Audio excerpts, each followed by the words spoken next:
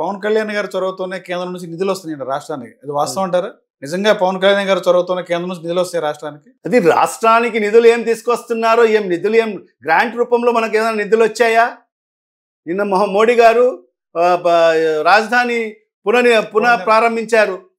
ఎవరన్నా ప్రధానమంత్రి హోదాలో ఒకసారి ప్రారంభించిన పనికి రెండవసారి ప్రధానమంత్రిగా అతను ప్రారంభించాడంటే నిజంగా ఆయనకు విలువ లేకుండా ఉంది. మరి వీళ్ళు పిలిచి అతని చేత ప్రారంభించినందుకు వీళ్ళకు కూడా సిగ్గు కాలేదు. ఏదో ఆయన వచ్చినాడు కాబట్టి వచ్చాడు, ఏదైనా ఈ రాష్ట్రానికి ఒరగబెట్టాడా అంటే ఏమీ లేదు. మొదటిసారి వచ్చి ఒక చెంబు నీళ్లు ఒక మట్టి ఇచ్చి వెళ్ళిపోయాడు. రెండవసారి ఇచ్చి పవన్ కళ్యాణ్కు చాక్లెట్ ఇచ్చిపోయాడు. ఈ రాష్ట్ర ప్రజలందరూ కూడా చూస్తున్నారు. ఆ రోజు నీళ్లు మట్టి ఇచ్చాడు, ఈ రోజు ఒక చాక్లెట్ ఇచ్చిపోయాడు. ఈ రాష్ట్రానికి ఏదైనా నిధులు ఇచ్చాడా? గ్రాంట్ ఇన్ ఎయిడ్స్ ఏమైనా ఇచ్చాడా? ఏదో ప్రపంచ బ్యాంక్ నుంచి 15,000 కోట్ల రూపాయలు మరియు అప్పు రూపంలో, అది కూడా అప్పు రూపంలో మనకి ఇచ్చాడు. అది తర్వాత మనం కట్టాల్సిందే. ఈరోజు ఈ రాష్ట్రంలో ప్రతి ఒక్కరిపైన అప్పు ఈరోజు పేరుకుపోతుంది. ఈరోజు చంద్రబాబు నాయుడు చేసిన ఘనకార్యాలు ఏంటంటే ప్రతి మంగళవారం ఆయన లోన్కు పోతాడు, అప్పు కోసం పోతాడు. ప్రతి మంగళవారం అప్పు. ఈ రోజుకే ఇప్పటికి ఒక సంవత్సరం కాలంలో 11 నెలల్లోనే సుమారుగా 150,000 కోట్ల రూపాయలు అప్పు చేశాడు. మరి ఏం చేశాడు? 150,000 కోట్ల అప్పు చేసి ఎవరికైనా సంక్షేమ పథకాలు ఇచ్చాడా? పేదలకు ఇచ్చాడా? జగన్మోహన్ రెడ్డి గారు ఆ రోజు అప్పు చేస్తున్నాడు అని చెప్పారు కదా మీరు. అప్పు చేసినా కూడా జగన్మోహన్ రెడ్డి గారు దేనికి పెట్టారు? పేద ప్రజలకు పంచిపెట్టాడు. పేదల స్థితిగతులను మెరుగుపరిచాడు, వాళ్ళ కొనుగోలు శక్తిని పెంచాడు. మరి ఈరోజు ఆ పరిస్థితి ఉందా? వ్యాపారస్తులంతా కూడా వ్యాపారాలు లేక విలవిలలాడుతున్నారు. ఈరోజు వాళ్ళకు పేదలందరూ కూడా 3 పూట్ల భోజనం లేక వాళ్ళందరూ కూడా ఇబ్బంది పడే పరిస్థితి ఉంది. మరి అవన్నీ కూడా మీరు ఏం చేస్తున్నారు? 150,000 కోట్ల రూపాయలు చేసి ఎక్కడ వెచ్చించారు? మీరు ఎక్కడ ఖర్చు పెట్టారు? ప్రజలకు సమాధానం చెప్పాలి. రాజధాని మనమే కట్టాలి, మనమే కడదాం అని చెప్పి మోడీ గారు చెప్తున్నారు ఆ రోజున కార్యక్రమంలో. దాని మీద ఎలా స్పందిస్తారు? ఏం కట్టారు? రాజధాని అనేది ఒక సామాన్యమైన విషయమా? ఈరోజు 100 సంవత్సరాల తర్వాత ఈరోజు హైదరాబాద్ ఆ స్థాయిలో ఎదిగిందంటే 100 సంవత్సరాలు పడింది. ఈరోజు చంద్రబాబు నాయుడు గారు చెప్తా 2027కు నేను రాజధాని పూర్తి చేస్తా అంటాడు. ఏమన్నా అలావుద్దీన్ అద్భుత దీపమ్మా ఇది ఏదన్నా? ఈరోజు చూస్తే ఆడ ఎక్కడ పోయినా కూడా ఒక సముద్రంలాగా కనిపిస్తుంది. ఎక్కడ చూసినా సముద్రంలాగా కనిపిస్తుంది. కొద్దిపాటు వర్షం వచ్చినా కూడా అక్కడ అంతా కూడా నీలమయమయ్యే పరిస్థితి ఉంది. మరి బంగారం భూములు అవి, 3 పంటలు పండే భూములు అవి. మరి అలాంటి భూముల్ని నాశనం చేసి మరి ఈరోజు అక్కడ రాజధాని కట్టానని చెప్పి ఈరోజు కేవలం భ్రమలు చూపిస్తున్నాడు. ఇది అమరావతి కాదు, అది భ్రమరావతిగా చిత్రీకరించి ప్రజలకు భ్రమలో పెట్టి ఈరోజు కేవలం చంద్రబాబు నాయుడు గారు ముందుకెళ్తున్నారు తప్ప మరి అక్కడ రాజధానిగా డెవలప్ కావాలంటే ఒక 50 సంవత్సరాలు పడే పరిస్థితి ఉంటుంది.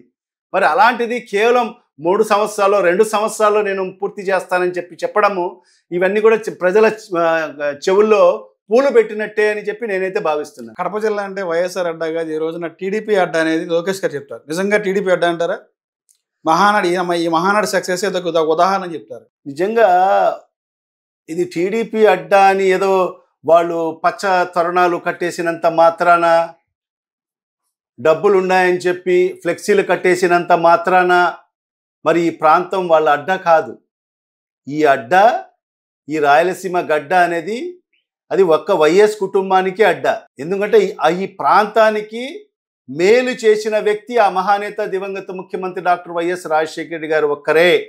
ఎందుకంటే ఈ ప్రాంత రైతులకందరికి కూడా మేలు చేయాలి, ఈ ప్రాంత రైతులు ఈ ప్రాంతం అంతా కూడా సస్యశ్యామలం కావాలి అని చెప్పి ఆనాడు మరి ఏదైతే పోతిరెడ్డిపాడు హెడ్ రెగ్యులేటర్ని 11,000 సామర్థ్యం ఉన్న హెడ్ రెగ్యులేటర్ని 44,000కు పెంచిన వ్యక్తి మరి ఆనాడు రాజశేఖర రెడ్డి గారు.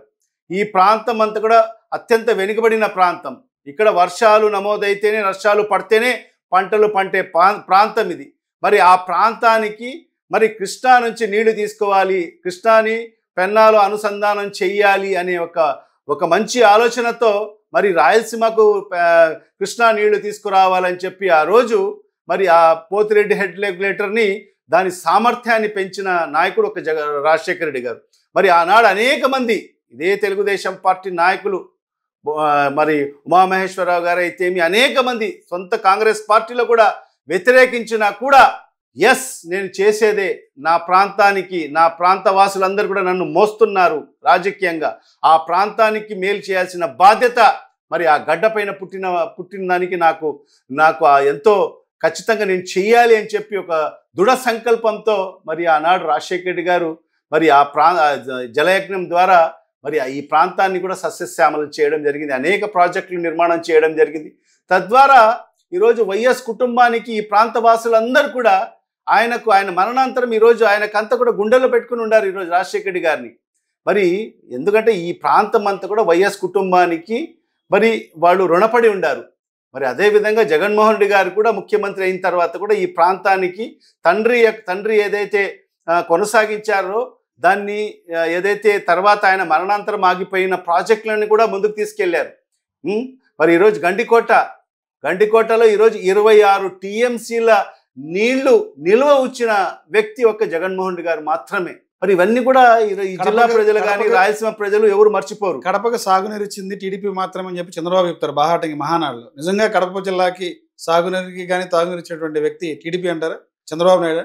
చూడండి, చంద్రబాబు నాయుడు అనేది వ్యక్తి మరి ఒకసారి రాజశేఖర రెడ్డి గారు మన అసెంబ్లీ సమావేశాల్లోనే చెప్పడం జరిగింది. మరి ఆయనకు ఒక మునీశ్వరి యొక్క శాపం ఉందంట.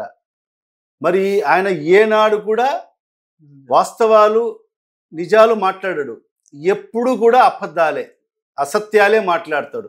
మరి ఏనాడు ఆయన నిజం మాట్లాడతారో మరి ఆ రోజే మరి ఆయన తలకాయ 1000 ముక్కలు అవుతుందంట.